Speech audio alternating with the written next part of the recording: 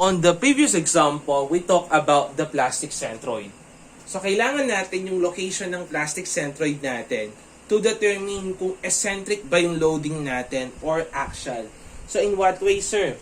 So, kapag sinabi nating axial, so yung mga loadings natin is directly dun sa geometric centroid natin or dun sa plastic centroid natin.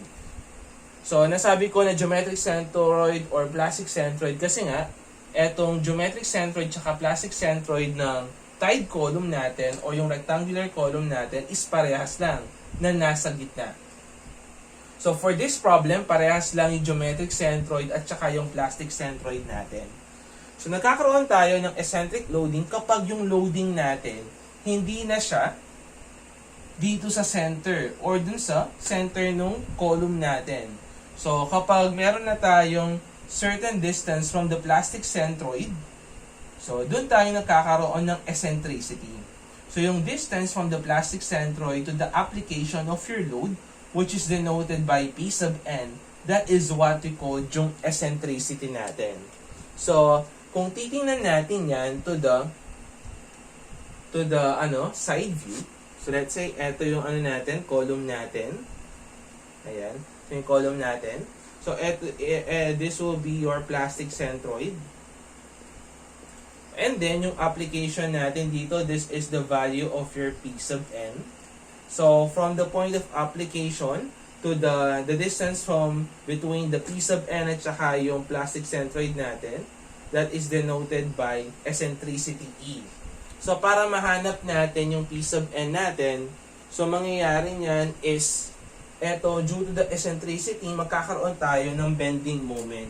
So, hindi lang axial yung maa-apply dito sa column natin, but also a bending moment. Sir, in what way po? So, ganito yan. So, let's say, ita-transfer natin etong P sub n natin dito sa point na to.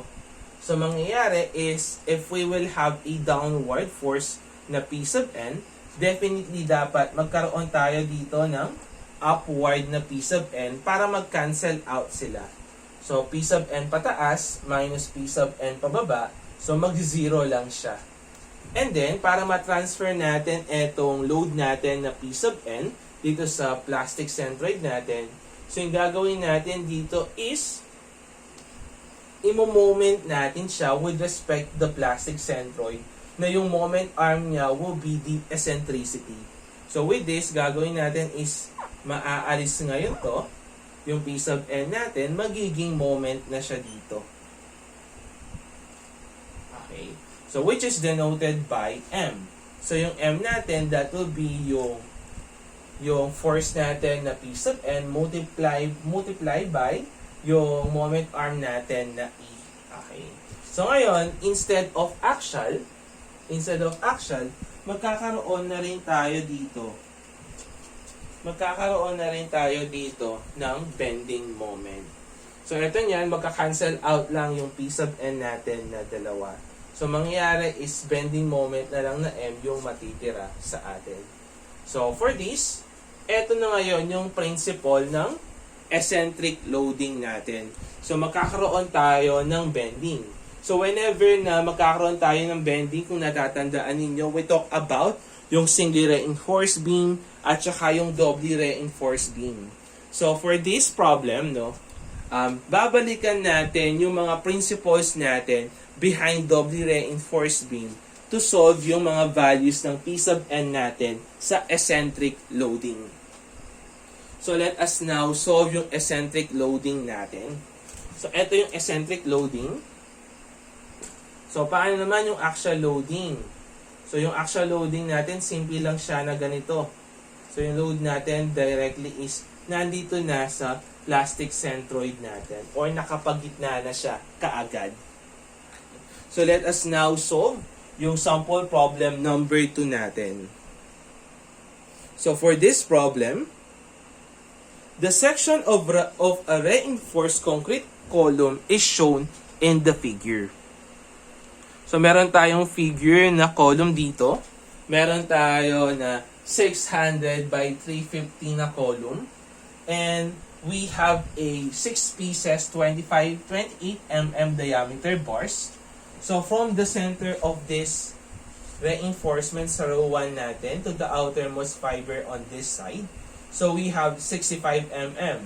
On the other hand naman, from the center of the reinforcement up to the outermost fiber natin on this side, we have 65 mm. So yung matitirang distance natin with respect to the center hanggang dun sa centroid natin, we will have 235 mm each. So for this, meron daw tayo dito. The column is reinforced with 6 pieces, 25 mm diameter bars. Concrete strength is equals to 20.7 megapascal. And the value of your Fy is equals to 414 megapascal. Determine the nominal axial load. So hanapin daw natin yung nominal, which is P sub n. Calculate also the nominal balance load. So yung nominal balance load natin, which is denoted by P sub NB, and the balance eccentricity, which is denoted by E sub B. So ngayon, paano ngayon nagkakaroon yung mechanism ng column natin kapag eccentric?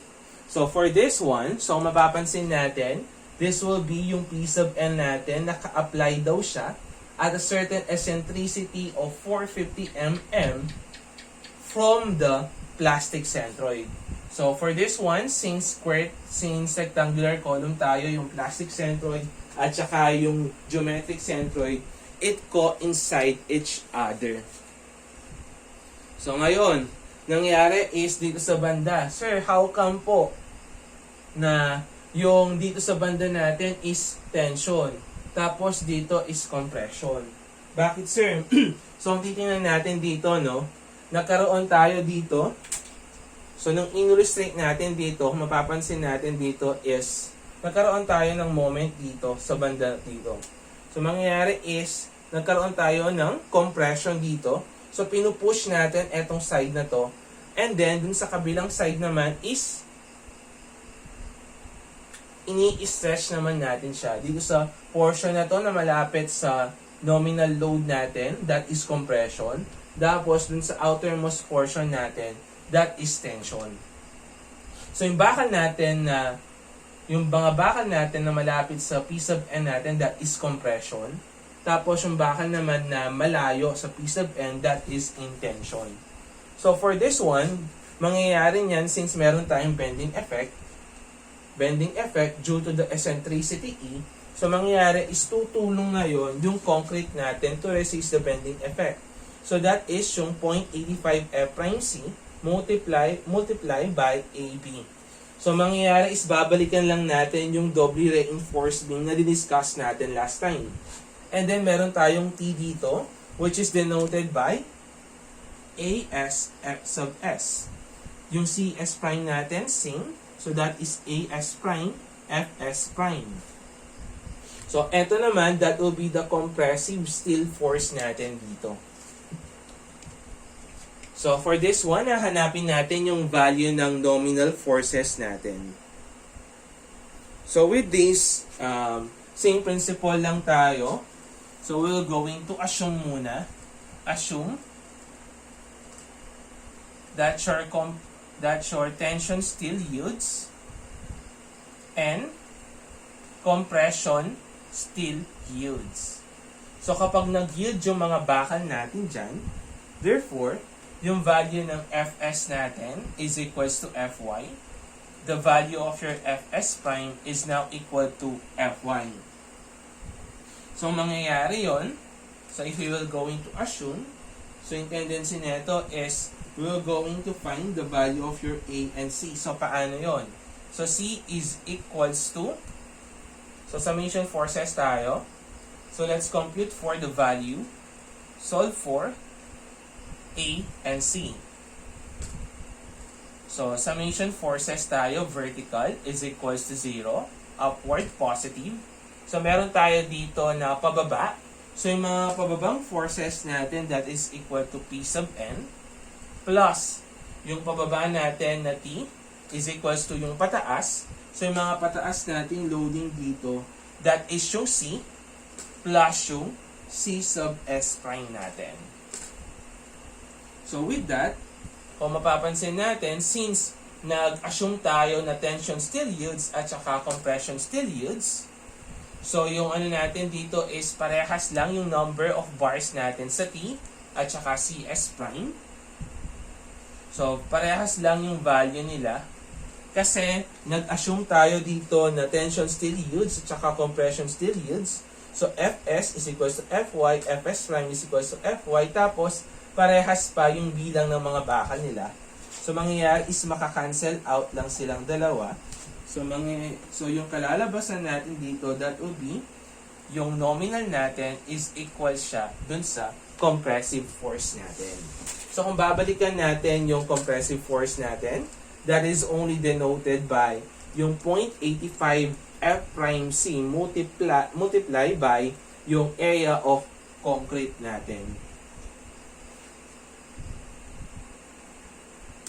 So yung P sub N natin, that will be, so yung C natin, that is 0.85 F prime C multiply by yung height of the compression block multiply by the width.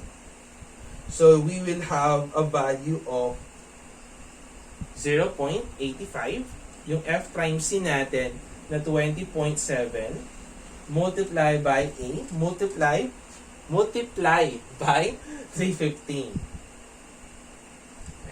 So we have a value of your nominal force which is equal to 6,158.25A. So let this be our equation number 1. And after we calculate for the value of your P sub N in terms of A, let us now perform yung natin. Kung nag-summation forces tayo vertical, let's have summation moment at the tension side.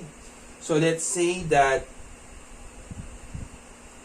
clockwise is positive.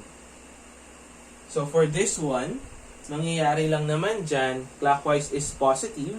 So yung clockwise lang naman natin dito kung imo-moment natin sa tension is eto lang na P sub N. So the rest is P sub N multiply by, so mangyayari is meron tayo dito. So yung distance natin, so yung P sub N natin, yung location niya from the center given yan, which is yung eccentricity natin na E. So ngayon, ano yung ipa-plus natin? Okay. So hahanapin na lang natin na distance is from the center hanggang dito sa tension force. So ito yung magiging reference natin kasi magmo-moment tayo dun sa tension side natin. So meron na tayo dito na E. So ano na lang yung distance na to from the center hanggang dito sa bakal natin sa tension. So that will be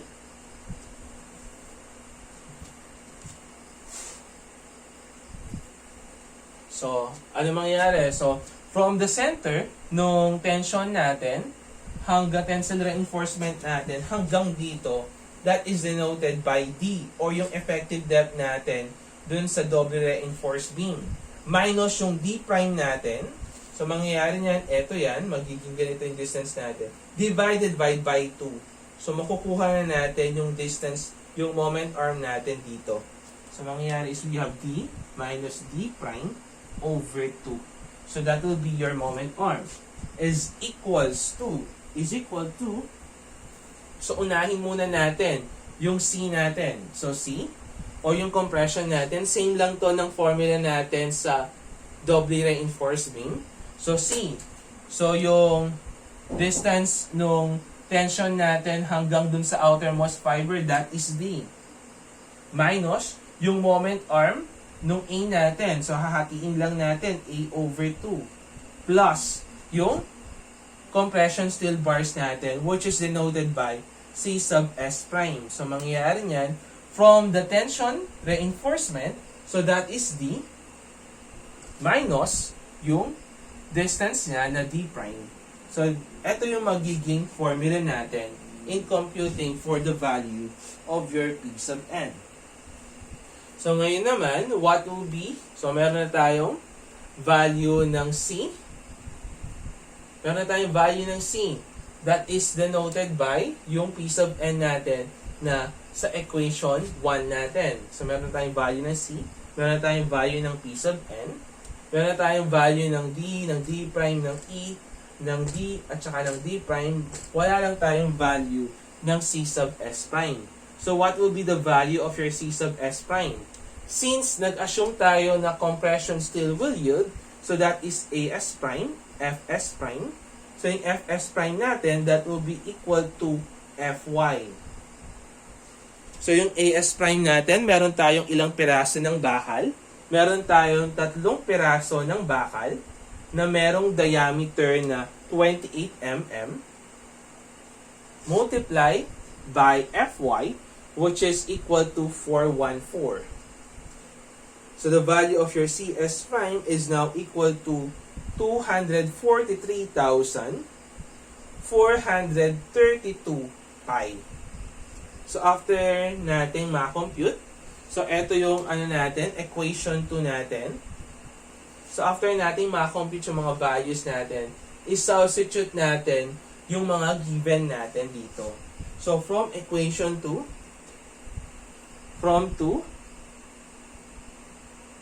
substitute natin yung value ng equation 1 natin. So, with that, yung piece of N natin, that is equal to 6158.25A multiply by yung D natin. So, yung D natin dito, that is, 600 minus 65. So, you will have a value of, so, ano muna pala? So, you will have a value of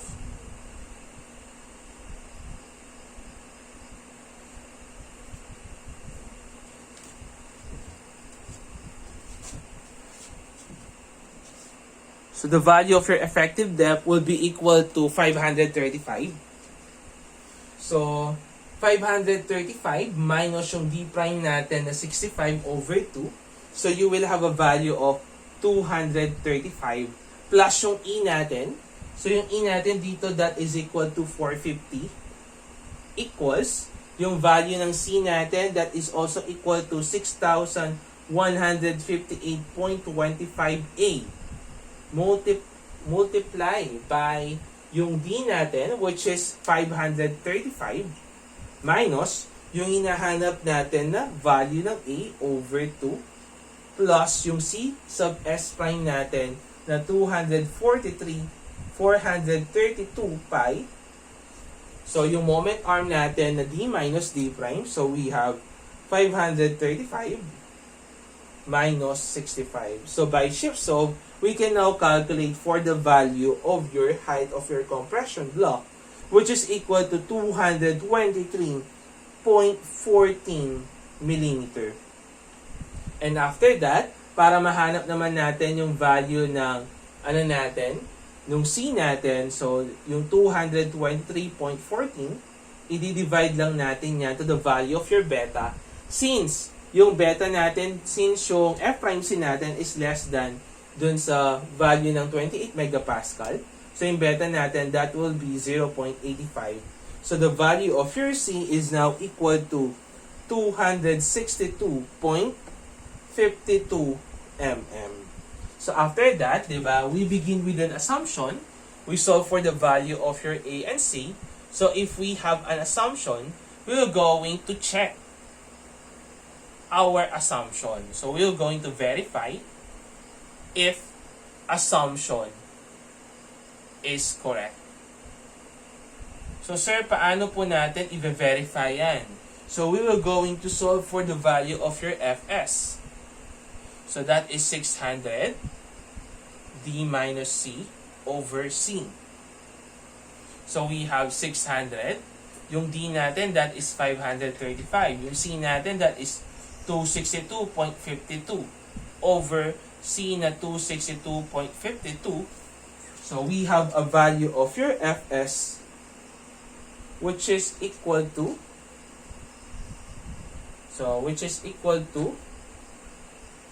622.76 megapascal. since it is greater than dun sa value natin na Fy na 414 megapascal, therefore, assumption correct.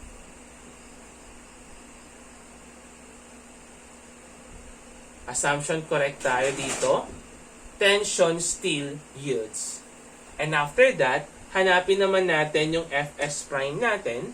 So that is equal to 600 C minus D prime over C. So we have 600, yung D natin na 535. Sorry, yung C na nakuha natin na 262.52 minus yung D prime natin na 65 over yung C natin na 262.52. So the value of your Fs prime, that is equal to 451.44 megapascal, which is greater than Fy. Therefore, our assumption is correct. Compression still yields. So tama yung mga assumption natin. After that, after nating ma-compute kung nag-yield, ma-check kung nag-yield ba yung bakal natin or hindi, it is now the right time to solve for the value of your P sub n. So let us now calculate for the value of your P sub n. So yung P sub n natin from equation number 1, so that is equal to 6,158.25A. So nakuha natin yung value ng A natin.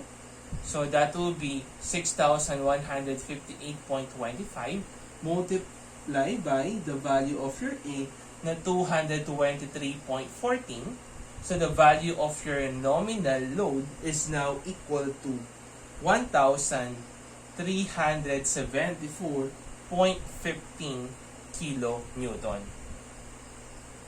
So this will now become our answer. So nakuha na natin yung value ng nominal load natin.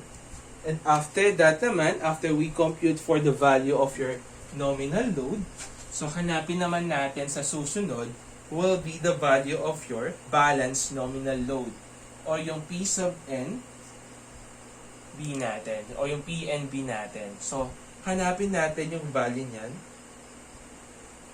So paano natin hanapin yan? So refer lang tayo dito. So that will be yung P sub NB natin. Since eto lang naman yan, so that will be 0.85 F prime C.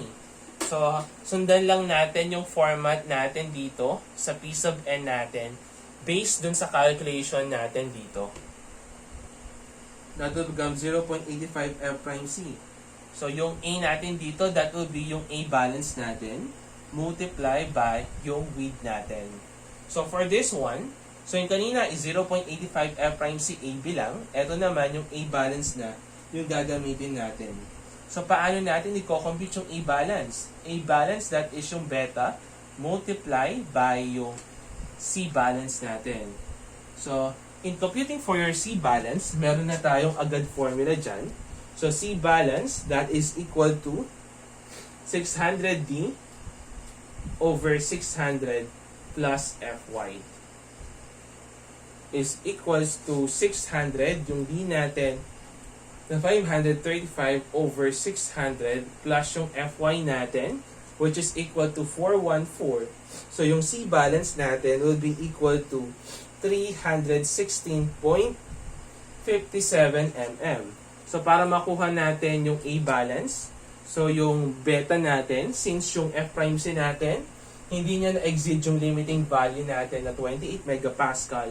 So yung value ng beta natin, that will become 0.85.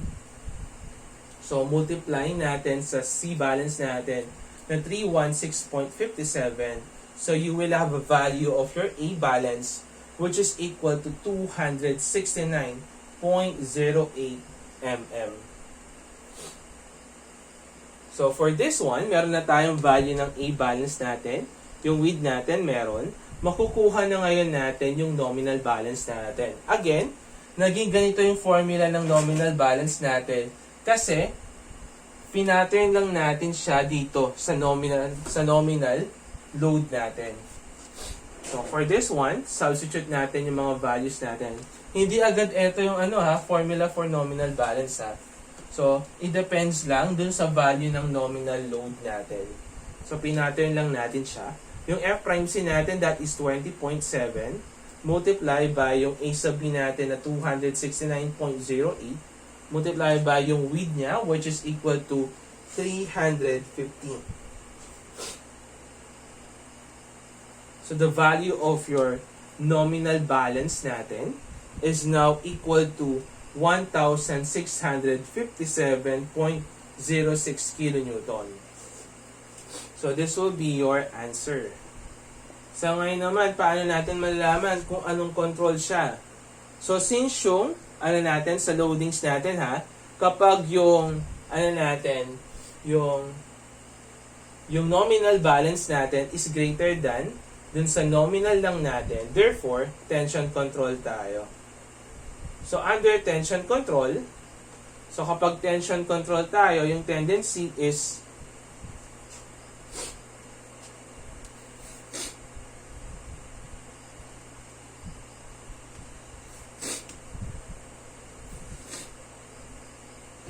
so, tension control.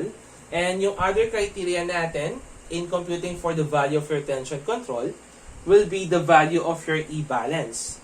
So, sir, paano po natin i-compute yung value ng E-balance natin? So, let us now solve for balance eccentricity.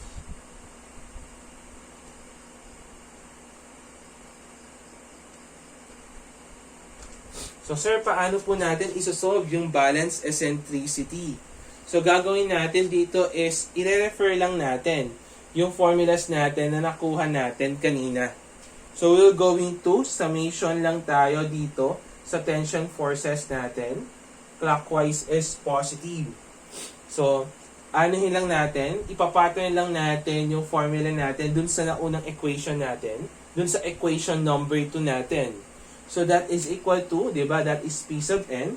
So, i-recall natin, d minus d prime over 2 plus e is equals to yung c natin, d minus a over 2 plus yung c sub s prime natin multiply by d minus d prime. So, gagawin lang natin is ipapattern lang natin siya dun sa equation 2. So, gagawin natin dito is lalagyan lang natin yan ng mga subscript. So, yung E natin, gagawin natin siyang E-balance. So, yung A natin magiging A-balance din siya. So, ganyan lang kasimple yung pagkuha natin sa value ng natin, E-balance natin. And with that, so what will be the value of your nominal balance natin? So, yung problema lang natin, what will be the value of your C? S prime natin. That is equal to, meron tayong 3 piraso. So, that is AS prime multiply by FY. Kasi, compression still yields tayo. So, yung AS prime natin dito, that is equal, meron tayong 3 piraso ng bakal na merong diameter na 28 mm squared multiply by Fy natin, which is equal to 414. So, the value of your CS prime is now equal to 243,432 pi Newton. So, yung nominal balance natin is 1,657.06 kilonewton. So, times 10 raised to 3 natin yan over. So, eto, yung D minus D prime natin, 535 minus 65 over 2, that is equal to 235. So, same lang yung mga moment arms natin dun sa nauna natin na ginamit dun sa equation 2 natin. Plus yung eccentricity balance is equals to yung C natin, that is equal to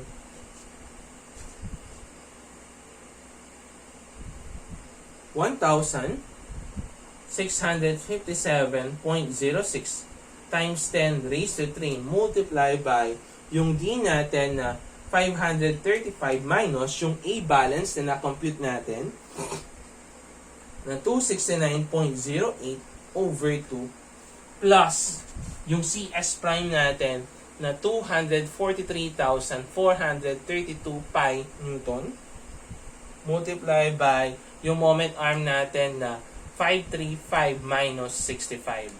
So by shift solve, we can now solve for the value of your E balance, which is equal to 382.37 mm, which is less than sa value ng eccentricity natin, which is equal to 415. So meaning to say, tension control tayo dito. So kapag mga loadings yung pinagko-compare natin, kapag yung nominal balance natin is greater than the nominal, tension control tayo. Kapag less than naman siya, that is compression control.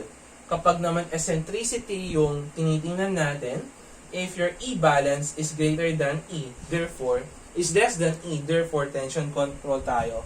Otherwise, compression control tayo. So that will be the principle ng eccentricity natin.